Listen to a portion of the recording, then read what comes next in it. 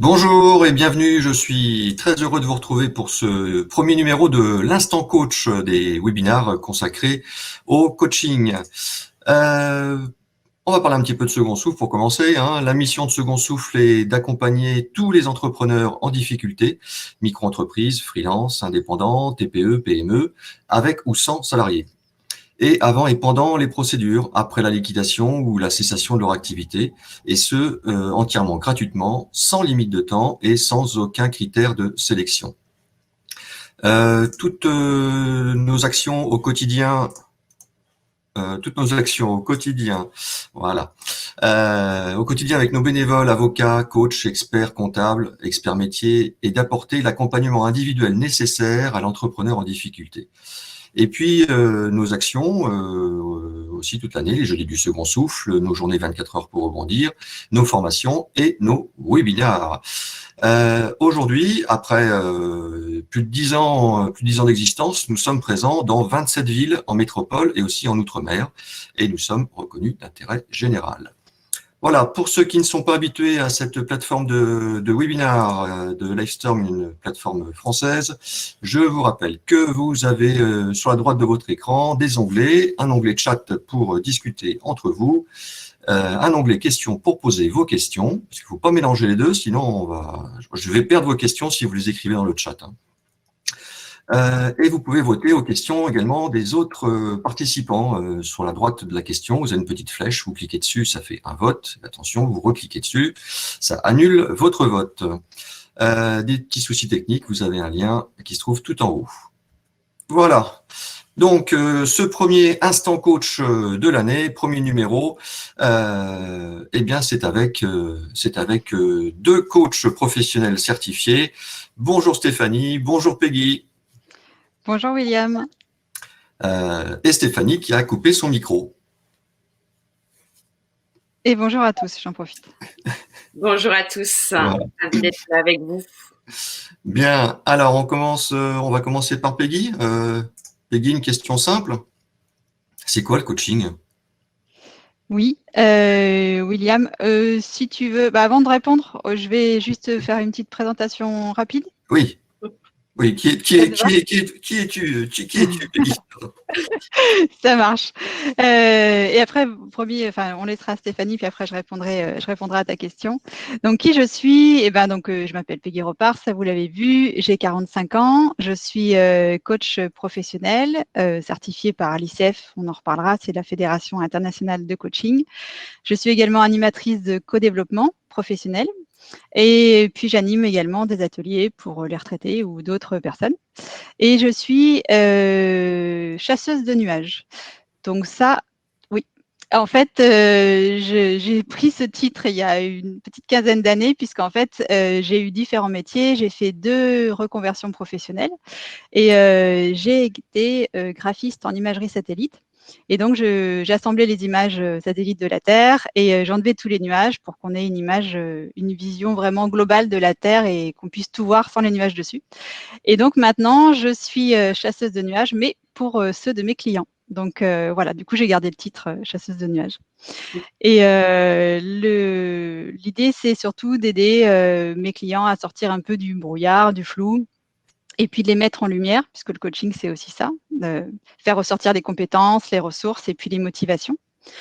Pour faire court, mes clients, c'est des entrepreneurs, des entreprises, des professionnels ou des particuliers avec des sujets pro ou perso, puisque les deux sont quand même très souvent liés. Et sinon, pour vous en dire un petit peu plus sur mon mode de fonctionnement, j'accompagne mes clients avec le coaching, soit dans un bureau, dans le mien, dans le leur, soit en marchant aussi. J'aime beaucoup ça. On va au bord d'un lac, on va se promener dans les bois. Ça permet de se déconnecter complètement et de prendre vraiment ce temps pour soi. Voilà, on laisse un peu le reste ailleurs, on se concentre sur soi et sur ce qu'on ressent et c'est plutôt pas mal, en tout cas pour ceux à qui ça parle. Et peut-être si j'ai une dernière minute pour vous dire 3 valeurs qui sont importantes pour moi, pour me connaître un peu plus. Donc, il y a la valeur de liberté, Alors, j'entends par liberté non-jugement, parce qu'on a tous notre liberté de penser, de dire, de ressentir. Mais comme on interagit, on ressent avec tout notre capital, nos schémas, notre carte du monde intérieur, et ben, c'est aussi important d'être dans l'acceptation des pensées et des ressentis de l'autre. Donc, c'est en ça que je disais la liberté. Le partage également, c'est une valeur très forte chez moi pour deux raisons. Il y a la raison du plaisir, parce que je pourrais faire le truc le plus génial du monde. Si moi, je ne peux pas le partager avec quelqu'un, en fait, ça va perdre une grosse partie de son sens et de son intérêt. Et aussi parce que je suis convaincue de la co-création, des réflexions et du partage, du travail ensemble. Donc, du coup, cette valeur est forte pour ces deux points-là. Et en dernier, je dirais l'authenticité.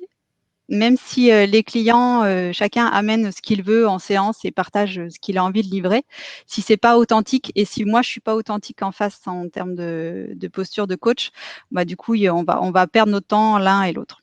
Donc voilà, c'est trois valeurs qui sont fortes pour moi. Et je terminerai peut-être juste par une dernière chose, si j'ai le temps, William, c'est de dire, de partager mon rêve. Qui est peut-être un peu grand, mais en tout cas, c'est le mien. C'est que chacun vive en paix avec lui-même et en harmonie avec les autres. Bien. Voilà. Et sur ce, je laisse la parole à Stéphanie. Bon, bah, Stéphanie, et toi, est-ce que tu es chasseuse?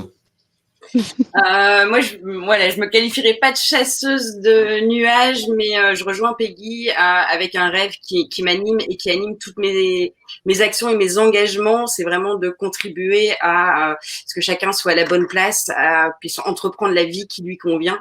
Et c'est quelque chose qui m'anime et qui est du coup à l'origine des différents engagements que je peux prendre. C'est vrai que je suis coach professionnel comme Peggy. J'accompagne des professionnels dans leur développement et dans la recherche de solutions face aux problématiques qu'ils peuvent rencontrer. On détaillera un petit peu plus dans la suite. Je suis également donc au niveau de Second Souffle la responsable de l'antenne de Lille, puisque voilà, il y a une volonté de m'engager pour les entrepreneurs justement. C'est né d'une propre expérience, je pense, puisque j'étais entrepreneur. La solitude de l'entrepreneur, je l'ai connue. Et puis, dans les rencontres que j'ai pu faire, de m'apercevoir, et ça a généré un vrai sentiment de justice, que tous ces entrepreneurs, ces chefs d'entreprise qui sont à l'origine de tous les possibles dans nos sociétés, parce que sans ça, on n'avance pas. Et tant qu'ils sont là et que ça marche, c'est super, on les soutient, mais que le jour où il y a des difficultés, on se retrouve tout seul. Et ça, voilà, c'est ce qui m'a animée pour venir voilà, m'investir dans l'association Second Souffle, d'essayer de réparer un petit peu cette injustice-là, de la même manière que je m'investis aussi auprès des coachs, parce que je pense qu'effectivement le coaching a une image parfois galvaudée dans ce que ça peut être, alors que c'est un super outil dans lequel qui repose vraiment sur l'identité, sur le développement humain et sur le respect de chaque individu dans son unicité, j'ai envie de dire. Et donc, voilà, j'ai aussi décidé, en plus d'être coach, je devrais améliorer l'image du coaching. Donc, je suis animatrice d'ateliers de professionnalisation pour des coachs. J'interviens pour l'EMCC, qui est une fédération de coaching professionnel. Et j'ai en parallèle une troisième casquette, toujours pour aller plus loin sur l'univers de l'emploi, parce que quand on doit accompagner des entrepreneurs à revenir vers un emploi, forcément on met le pied dans l'écosystème de l'emploi et on se rend compte que c'est une nébuleuse quand même, qu'on se connaît pas tous, que beaucoup de monde beaucoup d'acteurs agissent pour améliorer les choses, mais qu'il y a besoin de créer du lien, de mettre en lumière ces initiatives, de renforcer la collaboration entre ces acteurs. Et donc, j'interviens dans un laboratoire d'innovation sociale pour justement développer et créer du lien avec tous les acteurs de l'insertion professionnelle. Donc, vraiment, ce qui m'anime, c'est de faire bouger les lignes et petit pas par petit pas, il y a l'image du colibri qu'on entend beaucoup. Voilà, c'est plus que chasseuse de nuages, je me positionnerai comme petit colibri qui essaye d'apporter sa touche à l'édifice. Bon, on reste dans le ciel en tout cas. Hein. Merci beaucoup, mesdames. Donc cette fois, on y va sur notre thème du jour. Hein, c'est quoi le coaching? Question simple. Est-ce que la réponse est aussi simple? Eh ben non. Désolée, William, je vais encore pas répondre à ta question. En fait, je vais d'abord commencer par ce que n'est pas le coaching, et puis on verra après ce que c'est. Mais ça nous paraît évident de commencer par là. Et en fait, le coaching, en premier, c'est pas de la thérapie, puisque même si en séance, il peut y avoir des émotions, ça peut faire remonter parfois des choses un peu du passé. Le but, c'est vraiment pas d'aller chercher dans le passé pourquoi il y a un blocage, pourquoi il y a quoi que ce soit.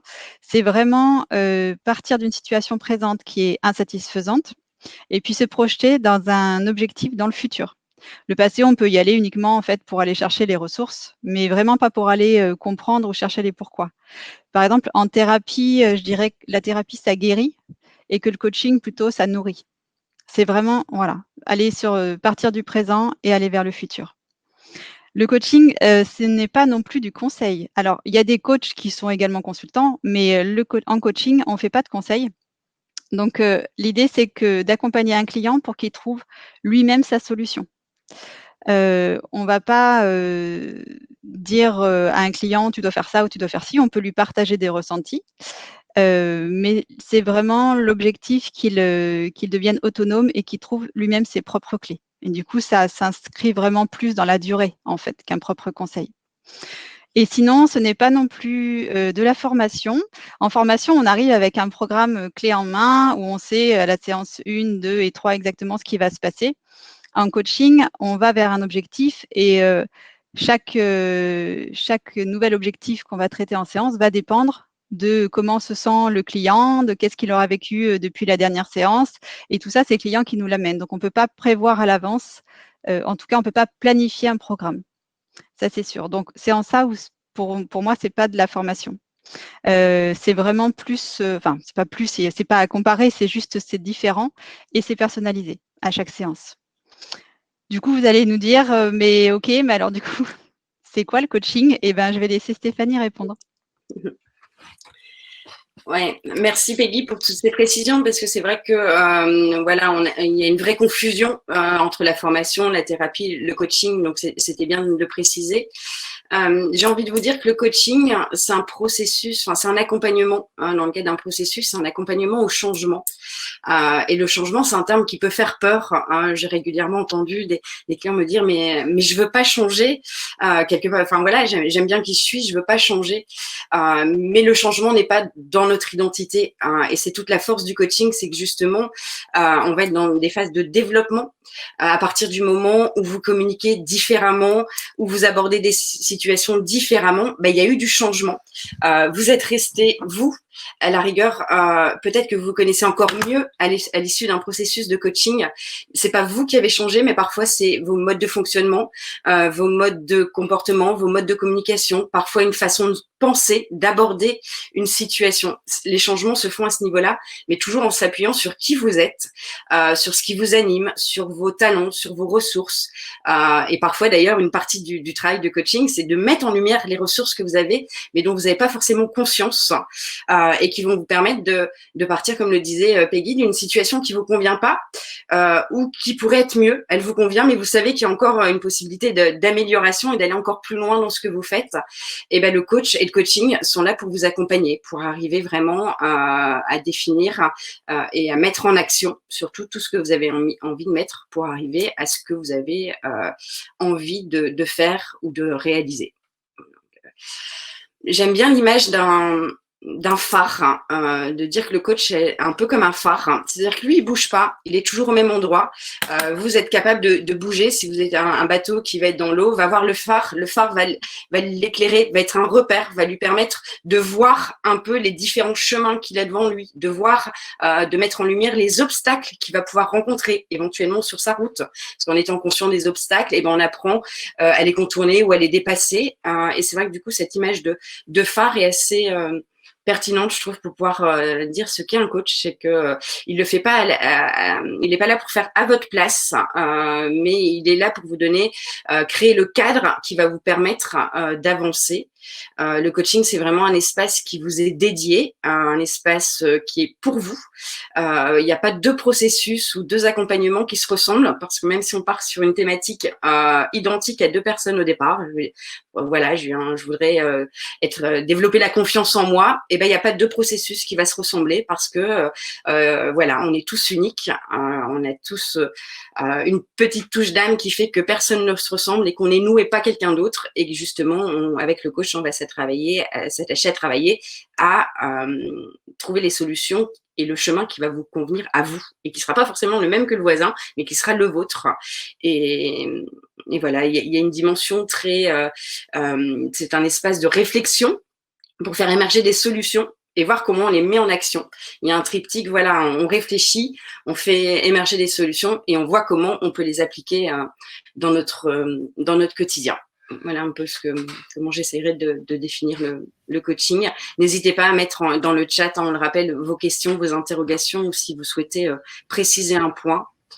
C'est vrai que quand on est dedans et que c'est notre passion de tous les jours, c'est pas évident toujours à le retranscrire. On a notre jargon professionnel parfois, donc n'hésitez pas si je suis pas très claire dans mes présentations à me le dire. Bon, ça me paraît très clair pour l'instant. C'est très bien imagé. Moi, j'aime bien l'idée du phare.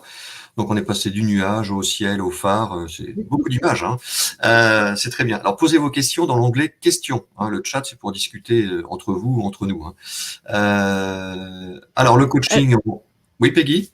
Oui, je voulais juste ajouter un exemple pour un exemple de demande. Et j'ai eu un client qui était, enfin qui est toujours d'ailleurs, qui est responsable d'équipe. Donc c'était un nouveau poste pour lui.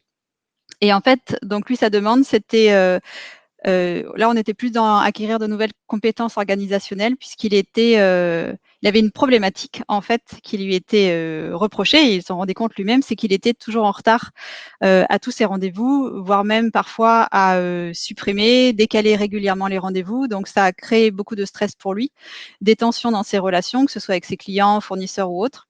Et donc on a fait des séances de coaching pour différentes choses. Et il y a une séance où on s'est vraiment concentré sur ce point-là.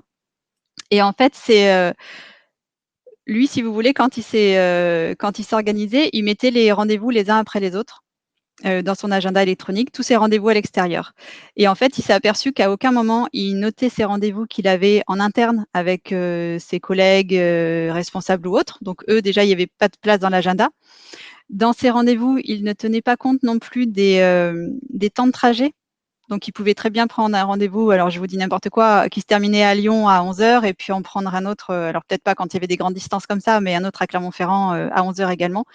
Donc forcément, le temps de trajet, déjà, ça rajoutait au moins une demi-heure à chaque fois de décalage. Donc il y avait tout ça, plus pas de temps non plus pour les imprévus, les urgences, plus tout le travail administratif qu'il avait à faire. Donc vous imaginez que l'agenda, il était plein et il manquait plein de choses dedans en fait.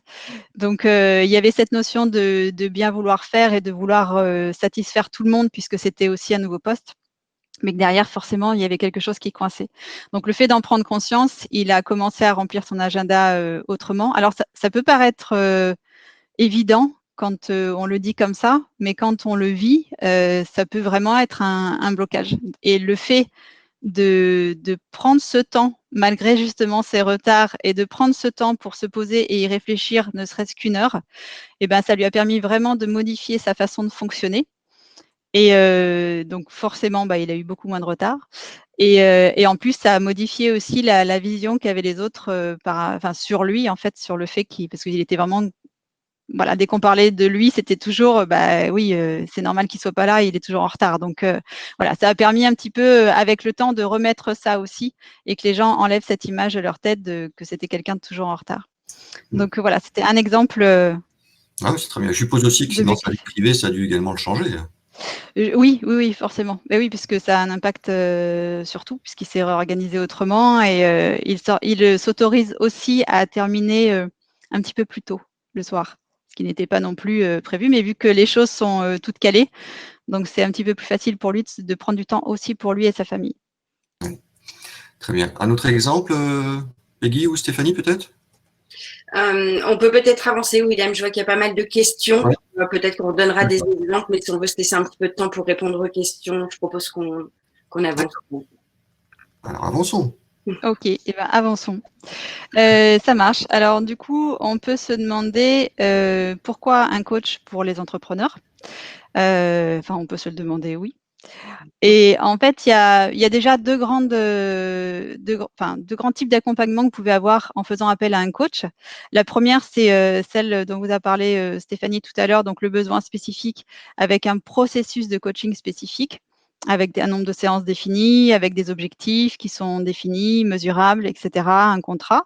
Et puis, vous pouvez aussi avoir besoin de faire appel à un coach pour avoir de manière ponctuelle un effet miroir, avoir un feedback extérieur. Stéphanie, je te laisse aborder ce sujet si tu as un exemple à donner.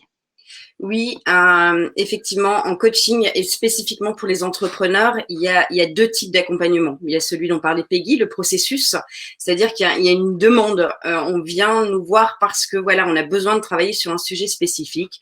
Et là, on rentre dans le cadre d'un processus.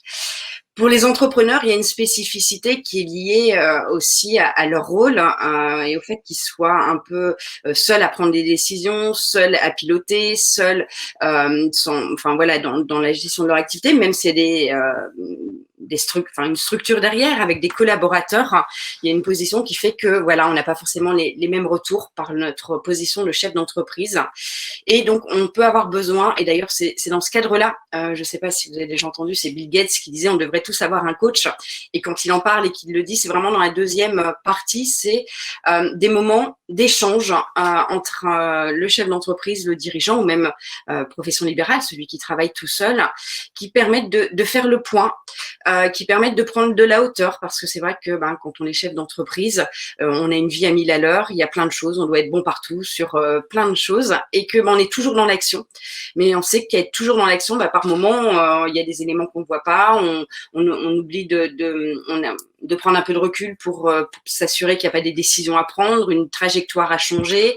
Est-ce qu'il n'y a pas des choses qu'on fait mais qui pourraient être faites de façon plus efficiente demain? Donc voilà, il y a des entrepreneurs où il n'y a pas une thématique au départ, mais il y a des rencontres mensuelles, trimestrielles, à la demande, sur besoin, qui sont justement dédié à faire le point et à l'aider. Alors, le coach n'est pas dans le conseil, il aide juste le chef d'entreprise à, pendant un certain moment, à se poser les bonnes questions, à préciser, à trouver les bonnes réponses à ces questions à travers ces temps. Mais là, on n'est pas dans le processus, on est vraiment dans la prise de hauteur, prise de recul et dans l'évaluation un petit peu de l'activité du chef d'entreprise. Ouais. Et du coup, la solitude, merci Stéphanie, tu en as parlé, la solitude et la posture du chef d'entreprise, justement, par rapport à ces feedbacks. Donc, c'est aussi se faire accompagner comme on pourrait accompagner un collaborateur et aller vers lui pour faire le point et échanger un petit peu sur tout ce qui va pas, sur sa façon de penser ou de travailler. Souvent, le chef d'entreprise, lui, il a personne qui peut l'accompagner. Donc, le coach peut l'accompagner là-dessus et l'aider lui aussi à faire le point un petit peu, à prendre conscience de tout ce qui s'est passé, ce qui a bien marché, pas bien marché. Voilà, au moins pour avoir ce retour et pas avoir la sensation d'être toujours seul dans ses réflexions et dans son mode de travail. Il y a également par rapport au capital humain, quand on est entrepreneur, notre capital, ou surtout quand on est seul entrepreneur, notre capital principal, le premier, c'est nous, en fait. Et voilà, si on s'épuise ou si on ne prend pas soin de nous, forcément, ça devient très compliqué, ou du moins, ça peut l'être. Et parfois, s'obliger à prendre une pause avec un professionnel, à faire ce temps de recul, ça peut permettre un petit peu de faire le point aussi sur nos émotions, nos ressentis, revoir également nos ressources. Parce que parfois, on a la tête dans le guidon et on peut avoir un petit peu tendance à oublier certaines choses. Et ça peut du coup nous permettre de nous recentrer, retrouver l'énergie, vraiment se focaliser sur l'essentiel. Parce qu'avec le temps, on peut avoir aussi tendance un peu à s'éparpiller.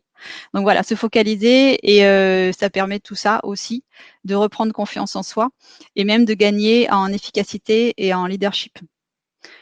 Stéphanie, je ne sais pas si tu veux ajouter un point par rapport à ça. Je réfléchis, je pense que c'est déjà assez complet. Peut-être un exemple, c'est vrai qu'on parlait de prise de hauteur, je pense que ça arrivait à tout le monde déjà, alors que je vais essayer de donner un exemple de la vie de tous les jours, mais de se dire, oh là là, je viens de passer une mauvaise journée, on est agacé, on sort des bouchons, on est sur les nerfs, on a l'impression que rien ne va bien. Et puis si on prend le temps de se poser 5 minutes et puis d'aller chercher en arrière dans notre journée, bah oui, non, si j'allais chercher quelque chose de positif, qu'est-ce qui m'est arrivé de bien? J'ai l'impression que la journée était nulle et que ça a été une mauvaise journée, mais si je prends 5 minutes, est-ce que je suis capable de trouver 3, 4, 5 points qui ont été positifs? Et juste de faire ce petit travail, et ben effectivement, on se déconditionne et on se redit, bah oui, non, en fait, la journée était sympa, rien que pour ça, ça valait le coup. Et c'est pour ça, nos émotions nous influencent beaucoup et elles peuvent prendre beaucoup de place, mais derrière, elles obstruent un peu parfois notre jugement. Et que dans la prise de hauteur, bah, revenir à se dire, bah non, en fait, ma journée était pas si mal que ça change tout et ça fait du bien. C'est clair. Et un dernier point, on mettrait en avant le fait de sortir la tête de l'eau. En fait, c'est plus avoir un accompagnement sur aussi la vision stratégique de l'entreprise. C'est un peu comme une aide à la réflexion, une aide à la décision. Le fait d'en parler avec quelqu'un, ça évite déjà que ça tourne là. On le pose, on fait le point sur ce qui est intéressant de développer dans l'entreprise. Sur quoi on veut se recentrer, sur quelle activité on veut se développer. Alors, comme tu dis, Stéphanie, on va pas donner non plus de conseils là-dessus. On va vraiment être là dans l'aide à la réflexion avec l'entrepreneur. Et moi, je sais qu'il y avait, j'ai accompagné plusieurs entrepreneuses qui avaient 2 à 3 ans d'activité et qui commençaient à peut-être à perdre l'énergie ou le souffle, en fait, et qui avaient besoin de reposer un petit peu, de se repositionner par rapport à leur stratégie pour justement retrouver ce souffle et voire même affiner cette stratégie. Voilà, je ne sais pas si Stéphanie, tu avais un apport aussi sur ce point. Non, effectivement, je rejoins. L'apport que je pourrais faire, c'est pas le mien. À la rigueur, c'est l'apport de tous les bénéficiaires que j'ai pu accompagner chez Second Souffle. Et voilà, ce qui me donne envie d'agir, ce qui fait que je suis là aussi aujourd'hui, alors qu'on a tous plein de choses à faire, c'est que j'ai plus envie d'entendre. Mais si j'avais su, je l'aurais fait avant. Et effectivement, j'étais trop dans l'action. J'aurais dû me poser. Peut-être que si je m'étais posé les bonnes questions au bon moment, j'en serais plus là. Et que voilà, c'est un constat qui est partagé par beaucoup d'entrepreneurs parfois et j'ai plus envie de l'entendre. J'ai envie qu'on puisse justement voilà, faire de la prévention et d'agir en amont et donc voilà, ce côté de s'obliger. On a l'impression qu'il y a toujours plus urgent, il y a 1000 choses à faire et je sais que c'est pas facile, hein. Enfin, avec Peggy, on est également entrepreneur. On vit cette réalité de s'obliger à se dire mais non, ça c'est pas l'urgence. L'urgence c'est de prendre de la hauteur et on l'oublie trop souvent que c'est indispensable dans notre activité d'avoir des temps et que presque il devait être prioritaire, mais que dans la réalité, on n'en fait pas une priorité. Donc, ouais. Ok. Et une dernière question? Une dernière question. Comment choisir un coach? Ouais, exact. Comment choisir un coach? Effectivement, voilà quelques pistes de réponses à vous apporter. Je le disais tout à l'heure en présentant le coaching galvaudé, on entend des coachs en immobilier, des coachs en déco, enfin voilà, il y a beaucoup de choses. Moi, je vais pouvoir vous parler des coachs professionnels, hein, puisque c'est le métier qui est régulé aujourd'hui par l'État, puisque c'est aujourd'hui un métier qui est reconnu.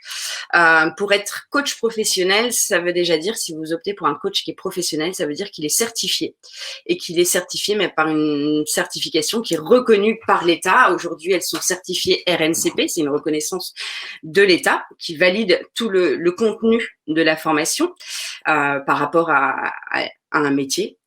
Donc c'est déjà une première chose, c'est de vous assurer peut-être justement qu'il est engagé dans sa posture de coach en éthique dans une fédération de coaching professionnel. Il y en a 3 aujourd'hui en France principales. Ça va être l'ICF à laquelle est rattachée Peggy. Moi je suis rattachée, donc c'est plus une fédération complètement internationale. À mon niveau, je suis rattachée et j'interviens pour l'EMCC, qui est là une fédération plus au niveau européen. Et ensuite, il y a la SF Coach, qui est la Société française de coaching, qui a également de nombreux membres. Ces 3 structures œuvrent ensemble, c'est-à-dire qu'elles n'œuvrent pas chacun de leur côté avec chacun un code déontologique. Elles collaborent et elles ont créé, elles ont fait réguler le métier du coaching professionnel justement en œuvrant toutes les 3. Le code déontologique que vous pouvez avoir identique à ces 3 fédérations. Ils se sont mis d'accord sur un coaching. Derrière cet attachement à une fédération, ça veut dire que le coach s'engage à respecter et à pratiquer le coaching tel qu'il est défini en termes de fonction, d'éthique, comme on le disait. Quelque part, un coach qui va vous donner un conseil, il n'est plus du tout dans l'éthique du coaching tel qu'il est revendiqué par les fédérations professionnelles. Donc, il adhère à une charte éthique. Il s'engage également dans un processus permanent de développement personnel et professionnel. Le coach doit se remettre en question, doit se former. Enfin voilà, il y a toutes des procédures à suivre. Et il peut même être accrédité ou reconnu, c'est-à-dire que la certification, c'est un diplôme. Vous avez validé un diplôme avec des connaissances. Il est possible pour les coachs de rentrer dans des processus de montée en compétences, c'est-à-dire que maintenant qu'ils sont diplômés, ils vont commencer à pratiquer, à avoir des clients. Et donc, à travers de l'analyse de cas, des rendus de dossiers, ils vont faire reconnaître par des pairs leur pratique. En disant voilà comment je pratique, et les pairs vont venir accréditer ces coachs en disant effectivement vous le pratiquez tel qu'on l'entend dans une idée de montée en compétences. Voilà, ça c'est des grandes choses. Un point à vérifier également, c'est que votre coach, mais normalement s'il est rattaché à une fédération professionnelle, il s'y engage, c'est qu'il soit supervisé. Parce qu'effectivement, le coach tel qu'il est, la façon dont il aborde, il a une influence. On est 2 minimum, voire plus qu'on c'est une équipe. Mais forcément, la façon dont il interagit, qu'il soit en forme, pas en forme, ça peut avoir une influence. Le coach se doit de travailler sur tout ça.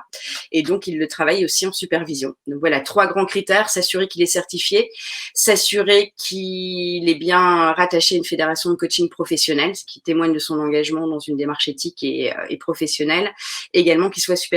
Ça, c'est 3 grandes théories, mais je dirais que la plus importante, c'est qu'une fois qu'on a validé tout ça, c'est d'aller les rencontrer, parce que ce qui va faire toute la différence quand vous allez travailler avec un coach, c'est le feeling et la confiance que vous allez avoir dans le travail collaboratif. Je parle d'un travail parce que c'est un travail, mais c'est un travail collaboratif. Donc, s'il y a déjà une défiance vis-à-vis du coach, ça peut être un peu compliqué, parce que si on y va en reculons, en se disant je vais voir, mais qu'on n'y va pas en confiance. Alors bien sûr, la confiance, ça se construit, mais il faut avoir confiance dans le fait que c'est possible et que ça se confirme au fur et à mesure. Si on y va déjà avec défiance, ce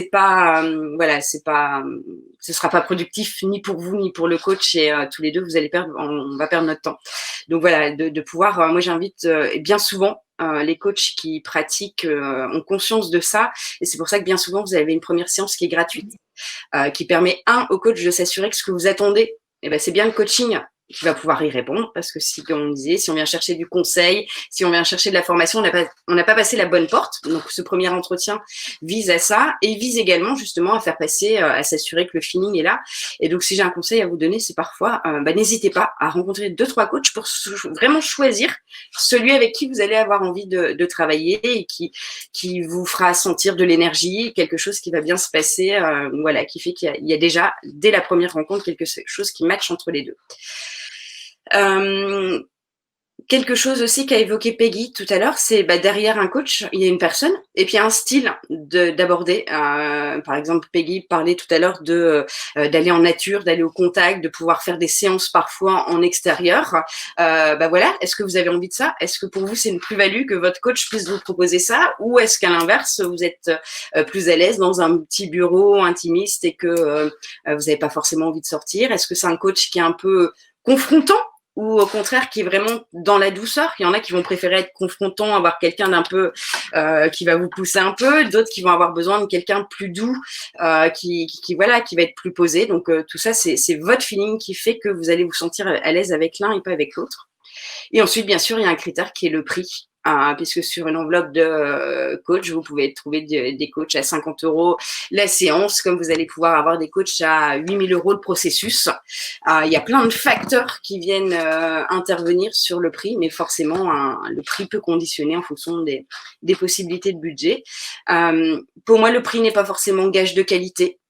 C'est pas, voilà, j'ai essayé de vous donner des critères pour aller choisir le coach, mais vous pouvez avoir des coachs qui vont être exceptionnels à 50 € la séance parce que voilà, peut-être ils sortent d'une formation, ils sont en plein dedans, ils démarrent, ils se sentent pas légitimes à se faire payer plus, ils sont en conquête de clients et donc ils vont, avec lequel vous aurez un super processus et qui va vous faire avancer, alors que peut-être voilà, quelqu'un que vous allez payer 200 € la séance, mais qui aura aussi plus de clients, ne se sera pas remis en question parce qu'il a pratiqué le coaching il y a des années sans se certifier et au bout du compte, ne sera pas forcément plus efficace. Donc voilà, on sait qu'il y a une réalité sur les prix. On ne peut pas pratiquer tous les prix. Il y a plein de choses qui viennent nourrir un prix. Merci Stéphanie. Voilà. On ne l'arrête plus. Peggy, quelque chose à rajouter? Vous voulez que je diffuse le message là de Carl Gustave? Ah oui, bah écoute, non, c'est ok. Stéphanie a dit tout ce qu'il y avait à dire par rapport à ça, comment choisir son coach. Et effectivement, l'instinct est assez et le feeling est assez important aussi. Donc non, tu peux diffuser, bah voilà. Impeccable. Tu n'y verras clair. Qu'en regardant en toi, qui regarde l'extérieur rêve, qui regarde en lui-même s'éveille. Et oui. Et donc c'est un Italien qui a écrit ça, non? Carl Jung. Non, il n'est pas italien? Espagnol. Il est pas italien. Non. Je ne sais plus du coup. Ah. Il est, suisse. Il est suisse. Il était tout proche de l'Italie. D'accord. C'était un Suisse italien. Ok. Peut-être. Bon, okay. On y va parce qu'on a énormément de questions. Hein. Ok. Alors, on va commencer. Tiens, une question de Florence. Vous est-il arrivé de refuser un coaching? Et si oui, pourquoi? J'y vais, Stéphanie. Alors, j'ai mon micro, c'est bon. Alors, par exemple, aujourd'hui, ça tombe bien, c'est rigolo. J'ai eu une demande d'accompagnement en coaching pour une entreprise, pour une équipe. Et en fait, par rapport à l'échange que j'ai eu avec le responsable, le dirigeant, alors je lui ai pas refusé le coaching pour l'équipe, je lui ai plutôt proposé un coaching pour lui. Puisqu'en fait, par rapport à sa demande, j'avais l'impression qu'il n'y avait pas vraiment de demande de la part de l'équipe, mais c'était plutôt lui qui réclamait une demande, enfin qui avait une demande en tout cas, et des besoins. Donc c'était à moitié un refus, mais en tout cas c'était une proposition différente. Aujourd'hui, moi, sinon, j'ai pas eu de refus de coaching, juste une fois où j'ai plutôt orienté ma cliente vers de la thérapie. Et elle a choisi d'arrêter le coaching, effectivement, puisque il y avait d'abord plus un problème de fond à régler en thérapie. Donc, on en parle ensemble et on se met d'accord sur ce qui est le plus important. Et si effectivement ça relève pas du coaching, dans ces cas-là, on prend pas la demande. Mmh. D'accord. Merci Peggy. Une question de Greg. Comment un coach fixe son prix? Quel est-il en moyenne et en fonction de quels critères? Peggy, Stéphanie? Je peux répondre. J'étais sur le sujet des prix. J'ai donné quelques éléments. Je dirais que comme tout entrepreneur, le coach, il a une activité pérenne à faire développer. Donc, ça va aussi dépendre de ses charges. Est-ce qu'il a un cabinet? Est-ce qu'il avait déjà une structure avant qui était engagée, sur laquelle il est… Voilà, il y a pas mal de structures de formation qui se sont ouvertes au coaching. Bon, voilà, s'il y avait déjà des locaux, des salaires à assumer. Enfin, voilà, il y a plein de critères. Il faut savoir que derrière un prix de séance, quand vous voyez votre coach, il a travaillé en amont de la séance, il travaille après la séance, il travaille après tout le processus, que pour à peu près 5 heures de 5 séances de travail, il va avoir une séance de supervision. Donc tout ce temps-là qui fait partie de son activité professionnelle, effectivement, ça doit se retrouver. Ses congés payés, sa supervision, ses formations. On est obligé d'être en développement professionnel et continu. Donc quand on est attaché à une fédération, on est obligé de justifier que on travaille à développer nos compétences et notre développement humain aussi. Donc tout ça, c'est des éléments qui vont être intégrés dans un prix. Très bien. Je vais vous passer une question qui a été posée avant le début du webinaire. Coaching ou formation, comment articuler, même moi j'ai du mal à articuler, comment articulez-vous soft skills et coaching? Pourquoi cet engouement vers le coaching? Ok. Alors, comment articulez-vous? En fait, ça va surtout dépendre de la demande du client, puisque tout ce qui est compétences comportementales, ça peut faire partie des objectifs, comme par exemple la communication, la gestion du temps, on en parlait tout à l'heure. Donc, tous ces points-là, ils sont abordés en coaching en fonction de la demande du client. Si ça fait partie de son objectif général, bien sûr, on peut les aborder et on les traite tout simplement en coaching. C'est pas. Alors après, il y a des coachs qui font des formations sur ce genre de choses, mais là, c'est autre chose. Mais en coaching, oui, c'est tout à fait des points qu'on aborde. Et pourquoi cet engouement vers le coaching? Très bonne question. Peut-être parce que les gens ont besoin justement parfois de grandir, de trouver leurs ressources, de retrouver ce fameux souffle dont on parlait tout à l'heure et de prendre du recul tout simplement. Et c'est vrai que comme ce n'est pas justement de la thérapie, ce n'est pas non plus du conseil, là c'est rendre autonome et responsable chacun, mais en grandissant quand même. Donc c'est peut-être juste pour ça. Mais après, il faudrait demander à tous ceux qui choisissent d'aller voir un coach. Un petit élément de réponse. Je pense aussi qu'on est dans un monde, je parlais tout à l'heure d'accompagnement au changement et qu'il y a peut-être un engouement parce que justement, avec les nouvelles technologies, il y a beaucoup d'éléments, notamment dans le monde professionnel, où le changement est de plus en plus rapide et va de plus en plus vite. Il y en a de plus en plus qui vont de plus en plus vite et que justement, effectivement, parfois, la nature humaine n'est pas prête à tout ça ou n'a pas toutes les consciences nécessaires pour le faire et je pense que ça peut expliquer l'engouement aussi pour le coaching. Très bien. Une question de Jérémy. Quand considérez-vous que l'action de coaching est terminée? Cela vient-il de vous ou de la personne coachée? Je peux bien apporter une réponse aussi. Deux choses. On parlait tout à l'heure de processus. Alors là, c'est vraiment, entre guillemets, facile de savoir quand le coaching est terminé, puisque dans le cadre d'un processus, il y a un objectif qui est établi. Et l'objectif, il est justement tellement calibré et précisé qu'à un moment, on peut que savoir qu'il est atteint. C'est tout l'enjeu de l'objectif, c'est de permettre justement de se dire, ça y est, on a réussi, la mission est faite, vous veniez pour ça, vous avez été capable de le faire. Et en gros, c'est la fin de notre processus. Et je disais tout à l'heure une question dans le chat, donc j'anticipe. Est-ce que le boulot du coach, c'est pas de faire en sorte qu'on soit capable de se passer de lui? J'ai envie de dire, sur un processus, oui, c'est toute l'essence justement d'être capable de mettre la personne en autonomie complète dans sa problématique. Donc, c'est exactement l'enjeu, c'est de pouvoir dire c'est fini et vous n'avez plus besoin de nous, vous êtes capable maintenant de faire la suite tout seul. Très bien. Alors, une question auquel vous avez répondu en partie, mais je crois qu'il y a une question, c'est Pascal qui nous dit, si l'on veut se faire coacher, comment choisir? Ça, je crois que vous l'avez dit, hein. Quel tarif? On en a parlé aussi, mais où est-ce qu'on va se renseigner? Est-ce qu'on va sur un site internet? Est-ce qu'on va sur les sites MCC, tout ça, là, pour trouver un coach? Ou on prend l'annuaire, on prend Google? On peut effectivement sur les sites des fédérations, que ce soit de l'EMCC, ICF ou SF Coach, il y a des annuaires. Donc vous pouvez choisir en fonction de votre lieu d'habitation, en fonction de sa certification. J'ai cru voir aussi une question par rapport à ça quand j'ai dit que j'étais certifiée ICF. Quelqu'un m'a demandé si j'étais niveau ACC, PCC ou MCC. Donc actuellement, j'ai mon niveau ACC en cours pour le PCC, pour ceux qui connaissent.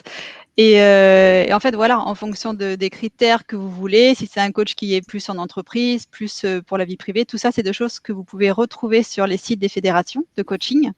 Mais vous pouvez aussi regarder sur des annuaires, même les pages jaunes, il y a certainement des coachs. Après, à vous d'aller regarder un petit peu plus en détail et d'aller vérifier sur le site de la personne ou sur les infos que vous pourrez trouver ses certifications, si justement vous ressentez un feeling ou pas, si c'est quelqu'un qui vous parle dans sa façon de s'exprimer et d'expliquer le coaching. Après, à vous de faire votre choix avec tous ces éléments. Bien, merci. Je vous passe également une question qui a été posée avant le début du webinaire. C'est une question de Samira. Quel est le cadre fixé par le coach et par le dirigeant pour un coaching réussi? Ok. Tu veux y aller, Stéphanie, ou j'y vais? Je ne suis pas sûre de bien comprendre la question sur le cadre fixé. En tout cas, pour qu'un coaching soit réussi, la base, c'est une vraie relation de collaboration, de confiance. Le coach, il va ouvrir un cadre avec certaines règles, justement, parce que la règle permet la liberté. Le cadre les éléments, ça va vraiment être la bienveillance, le non-jugement, le respect complet de l'identité de la personne, le droit de faire ou de ne pas faire. J'autorise toujours mes clients à ne pas répondre à une question que je leur pose. C'est leur droit le plus légitime. C'est de la même manière que si on est sur un exercice, ils sont en droit de refuser de le faire parce que ça n'a pas de sens pour eux. Je suis en train de réfléchir, je crois que ça m'est jamais arrivé, mais en tout cas, voilà, qu'on se sente libre, qu'on ait envie. Et d'ailleurs, c'est un peu un élément sur le prix aussi. Il faut se poser la question si on peut payer un coaching, mais qu'on n'a pas envie de le faire, c'est déjà révélateur de quelque chose. Donc, il faut vraiment avoir envie, un bon feeling avec le coach et puis de la confiance. Et après, on avance. Très bien. Il y a une excellente question de notre ami Patrick. Bonjour, un bénéficiaire chef d'entreprise qui fait appel à second souffle. Donc ça veut dire un chef d'entreprise qui est en difficulté. Il est souvent dans l'urgence. Comment faire cohabiter cette problématique et le temps nécessaire à un bon coaching? C'est une bonne question. Oui. Après, j'y vais du coup, Stéphanie. Après les séances de coaching, moi, je sais que souvent au démarrage, je fais une séance en fonction des objectifs, mais il peut y avoir une séance toutes les semaines. Donc, difficile de répondre par rapport à l'urgence, là, enfin, à la question par rapport à l'urgence. Mais ce qui est sûr, c'est que en fonction du coach, on peut peut-être trouver une date rapidement pour démarrer. Et ensuite, si on se voit toutes les semaines, je peux pas répondre pour vous dire si ça ira à la personne. Mais en tout cas, voilà, pour info, les séances, elles peuvent avoir lieu toutes les semaines, toutes les 2 semaines ou toutes les 3 semaines en fonction des objectifs quand c'est dans un processus bien précis. Donc, le voilà. temps le plus court, c'est toutes les semaines. Ouais, enfin, moi, en tout cas, c'est ce que je pratique toutes les semaines. D'accord. Très bien, merci. Alors, une question. Ah, il y a une question de Françoise. Mais qui supervise le coach? Un coach superviseur qui est formé à la supervision et qui est formé à l'accompagnement, qui a généralement pas mal d'expérience et qui s'est formé à ça, à la supervision de coach. Mais c'est également un coach, avant tout. D'accord. Et c'est quelqu'un qui vous suit tout le long de votre carrière? Qui est votre... Après, c'est à chaque coach de choisir. Moi, je sais que j'ai une superviseure et j'ai un contrat avec elle et elle est bientôt à la retraite d'ailleurs, donc il faudra que je trouve un autre superviseur. Mais oui, je suis accompagnée par elle de manière régulière. Et du coup, quand elle sera retraitée, après, je choisirai un autre superviseur. Mais voilà, tant que c'est OK et que tout se passe bien et qu'on avance, on continue de travailler ensemble. Ouais. D'accord. Tiens, on va répondre tout de suite à... Ah, je l'ai vu passer, elle est là. Question de Dominique. Si ça n'arrête pas. Les questions n'arrêtent pas, j'arrive même pas à cliquer sur la bonne question. Bon, où est-ce qu'il est, voilà, Dominique. Une question pour Stéphanie. Stéphanie, intervenez-vous dans des entreprises en redressement judiciaire? Tout dépend de l'intention et de l'attente derrière la volonté de coaching. Après, à savoir, qu'est-ce qu'il y a derrière la question? Est-ce que ça veut dire que du coup, c'est un accompagnement bénévole parce qu'il y a une entreprise en redressement judiciaire et qu'on s'engage dans la démarche, ou est-ce que c'est pour des problématiques liées au redressement judiciaire? Peut-être de préciser, Dominique, votre question, mais dans l'absolu, c'est pas parce qu'une entreprise est en redressement judiciaire que je vais pas étudier la demande, en tout cas. Ça va plus dépendre de l'intention du coaching. Surtout quand on est responsable du relais second souffle de Lille. Françoise nous demande la durée moyenne d'un processus d'accompagnement. Est-ce qu'on peut répondre à cette question déjà? Je répondrai entre 6 et 10 mois. Peggy a l'air Ouais, de d'accord aussi. Oui, pareil. Le tarif d'une formation, comment choisir entre... quel est le tarif d'une formation et comment choisir entre les 3 fédérations? Le tarif d'une formation, voilà, après ça dépend aussi des possibilités. Je connais pas tous les organismes. Moi, depuis que j'ai été formée, je sais qu'il y a pas mal d'organismes qui sont fait reconnaître leur certification de coaching, ce qui n'était pas le cas quand moi je me suis formée. Donc voilà, je ne peux pas vous donner. Choisir entre les 3 fédérations, je pense que c'est pareil, c'est une question de feeling, de valeur et d'engagement. Voilà, moi à l'époque, j'ai questionné les 3 et avec le MCC, les rencontres que j'ai fait, il s'est passé quelque chose qui ne s'est pas passé avec les autres. Mais c'est que du feeling. D'accord. Il y a une question de Fatima. Un coach n'écoute pas tellement le problème du client, il écoute surtout la façon dont le client pose son problème. Je dirais presque plus comment le client voit son problème, en fait. D'accord. Après, comment? Oui, un petit comment à la fin, oui. Ah oui, comment est-ce qu'il écoute comment il écoute comment il écoute le client qui lui pose son problème en fin de compte, oui. Ah, d'accord. Donc, en écoutant les mots, les croyances, le non-verbal, beaucoup. La façon dont son client voit les choses, en fait, la façon dont il les exprime, ça permet de voir comment il les perçoit, en le questionnant aussi, bien sûr, sur ses ressentis. Je réfléchis en même temps pour être plus clair, mais c'est tout un ensemble, en fait. C'est vraiment une analyse de tout ce que le client amène et dans sa façon dont il l'amène, qui permet de comprendre comment il voit les choses, pour vraiment rentrer dans son monde et lui permettre de voir justement les choses autrement. Ok. Ce qu'on appelle l'écoute active, c'est une des premières grandes compétences des coachs. Une question de Shafia. Quelle place peut prendre le coaching dans les entreprises sociocratiques, voire holacratiques? Je veux bien répondre si vous voulez, parce que justement, je suis en plein dans le sujet de la sociocratie.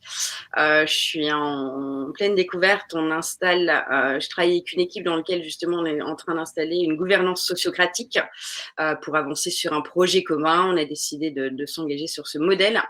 Et donc, le coach, il a peut-être justement la capacité à responsabiliser les individus, à les rendre authentiques, à libérer la parole, à faire en sorte que chacun trouve sa place dans un modèle sociocratique où le pouvoir est à tous et de façon équivalente. Le coach va permettre à chaque individu de prendre sa place et sa responsabilité dans ce mode de fonctionnement. Très bien. Une question je l'avais vue, elle est là. Conseillez-vous à vos coachés d'ouvrir un carnet de gratitude, un support sur lequel annoter les bons moments, quiétude, réussite, pro, etc. Alors, je réponds. Alors, il y a juste le premier terme qui me. Donc, conseillez-vous? Donc, non, on ne conseille pas. Après, en fonction. En fait, ça c'est une chouette idée, je trouve. Mais après, c'est à chaque client de voir si c'est quelque chose qui lui parle et si lui, justement, il a cette idée ou s'il a envie de faire ça. Mais on ne va pas aller lui conseiller de le faire. Après, d'ailleurs, il y a des fois où on donne du travail à nos coachés. Entre 2 séances, quand on a déjà un peu avancé sur les séances, on peut donner entre 2 séances une action à faire ou un petit travail à réaliser. Donc après, oui, ça pourrait faire partie d'un travail. Mais comme disait Stéphanie, tout travail, exercice, d'ailleurs, j'aime pas trop le mot travail, mais une action à mener plutôt, je dirais. Tout ce qu'on propose, c'est vraiment effectivement une proposition. Donc on va pas lui dire de le faire, on va lui proposer en expliquant peut-être pourquoi ou pas, ça dépend ce que c'est. Et après, le coaché voit ce qu'il en fait. En ce qui me concerne, clients pour un processus, avoir un cahier support. C'est une invitation, ils sont libres de s'en inspirer ou pas. Mais c'est vrai que pour aussi voir l'avancée du travail, des fois revenir sur des choses qui ont été faites, de pouvoir centraliser sur un document les avancées du travail, je trouve ça chouette. Mais c'est qu'une invitation à le faire et le client reste libre d'y adhérer ou pas. Alors, je ne sais pas si ça vous est arrivé, mais comment procédez-vous face à une personne qui a besoin d'outils pour pouvoir communiquer, surdité, non-voyant, etc.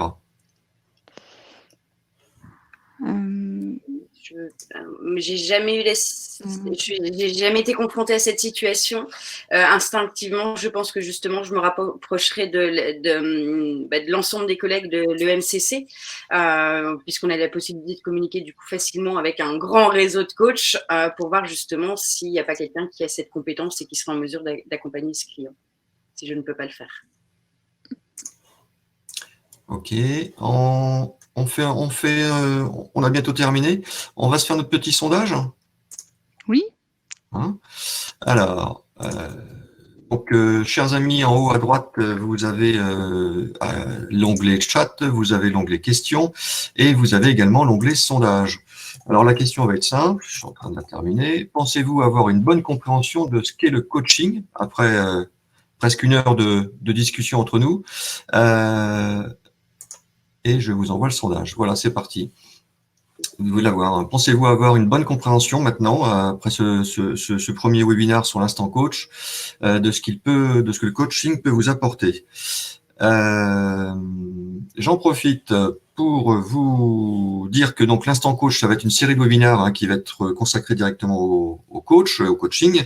Donc là, ce premier numéro, c'était pour vous présenter ce métier, le métier de coach. Et puis le prochain instant coach, c'est le 5 février. Oui, le 5 février, tout à fait. Et là, il n'y aura que l'une de vous deux. C'est ça. Le 5 février, ce sera moi. Ah, d'accord. Ça sera avec Peggy, donc le 5 février. Ouais. Et donc là, on sera sur un thème bien spécifique, toujours autour du coaching, mais sur un thème bien spécifique. Qui est d'ailleurs l'objet du thème. Le spécifique, c'est-à-dire se fixer des objectifs clairs. Si je peux le dévoiler, trop tard, c'est fait. Non. Alors, on peut quand même commencer à faire un petit peu de teasing. Moi, j'en profite pour vous dire que le prochain événement de Second Souffle, c'est à la fin du mois. Ce sont les 24 heures pour rebondir avec mon handicap, en partenariat et co-organisé avec HUP Entrepreneur. Alors, c'est pas uniquement dédié aux entrepreneurs en situation de handicap, c'est ouvert à tout le monde, et justement, on en apprend encore plus.